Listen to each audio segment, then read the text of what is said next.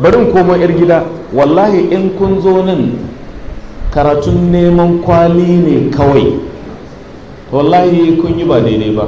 Na'am, mu nemi kwalin mu haɗa, a lokaci guda kuma ƙwaƙwalwanmu mu jiƙata da karatu nagartacce wanda zai kai mu tudun mun tsira. Idan ba ku sani ba, Margolius kafiri ne, orientalist, amma fitaccen lecturer ne akan tarihi wani lokaci in ba manta ba a Oxford. Dr. Mustapha Sabba'i a littafinsa a sunna wa makanatuha fil islami yake cewa na je rubutu game da thesis dinsa na PhD ko dissertation dinsa alal misali, sai ce wanda zai yi magana a kan shi karakta dinsa shine Professor Goldzihar. Suka ce wallahi if you write something critical against him, we will deny you your PhD. Shine marji'inmu. Sai ke cewa wannan mutum ne wanda yake ba musulmi ba, amma idan yana arabiya ka annahu min abna'i sibawai wa zajjaj wal farra. Kafiri ne. Winsin fitaccen mutum ne, consultant akan as-sunnah nabawiyya. Za ka sha mamaki idan ka je irin su Harvard a Massachusetts, ka ga irin wasu irin zakakorai gibda gingiman farfasoshi farafisa, amma kafirai ne. Adam Garmak a jami'ar Beirut, ba Beirut ta abin nan ba, ta Germany, sai da ya haddace Qur'ani. In yana raye a yanzu ina ji ya kai shekara 80, amma kafiri ne. Ya haddace Qur'anin ne da manufa. Duniyar al'alamul kanasi wa tansiri sun rubuta littafi a jihar Colorado 1978, rindime mai ɗibgegen littafi, ina da shi masa inda yake ba yanzu.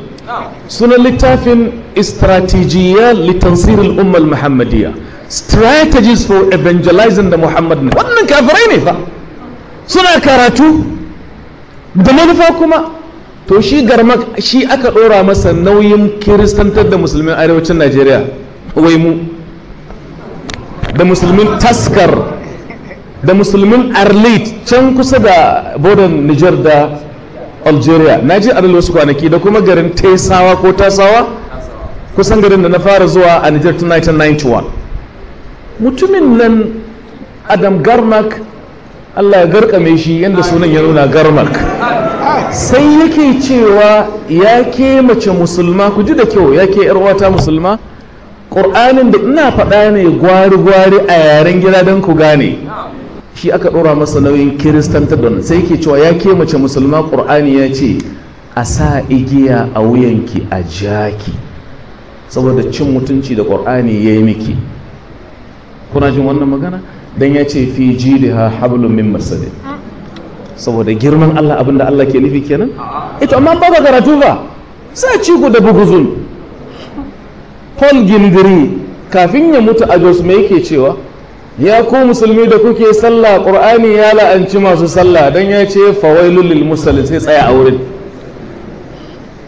Akhbiruni bi rabbikum idha kuntum la taqra'un wala tatahassanun wa tatasallahuna bid dirasa wal ilm.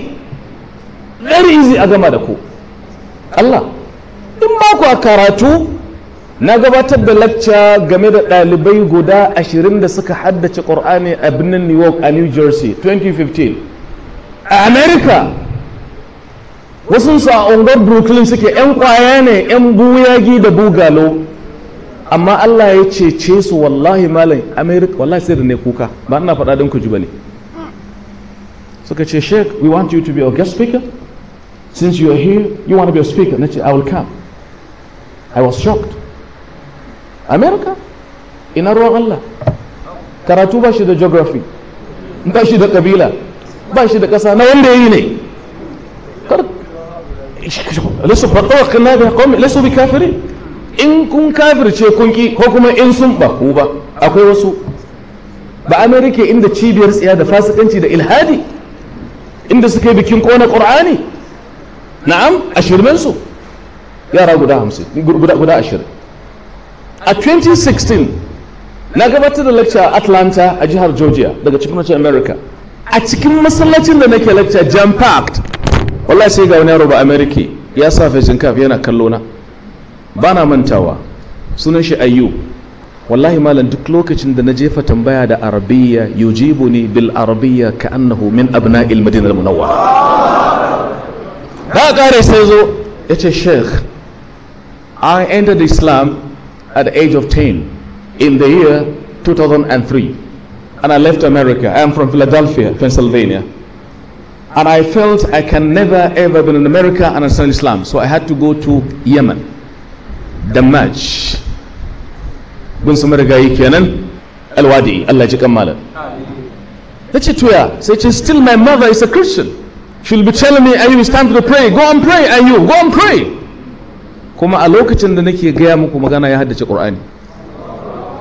Ayu, ko bana da na tafi US, na kira sai ce malam na bar inda ka san ina jihar Missouri. Will you come to us?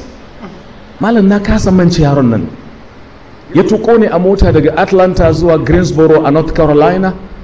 Yana tuka ce Sheik, can I hear your station? Na ce no, read for me, let me hear your voice. Ayu. Da ya karatun, wow. So ka ce wow, mu kuma ka ce subhanallah ba wow ba ma ta wani. Dan can banza ne wow din wa. Abin da nake cewa da ku, yaro ne dan karami. Allah. Suna karatu. Magana ke tada magana, ku yi haƙuri prof shugaban zama. Yanzu ka ɗauki misali Dr. mutumin nan ɗan Canada mai abin nan online university ɗin nan, Bilal Phillips, ba musulunta ne ba? 72 ɗan Canada ne, ya je Madina, ya yi masters, ya yi PhD misali. Littattafansa ga sana, they speak for themselves. Ka tsaya baka karatu, kana shirme, kai musulmi ne, kaga akwai musulmi, akwai muna musulmi, akwai musul akwai musul haka wallahi billahi tallahi if you play the time is gone away.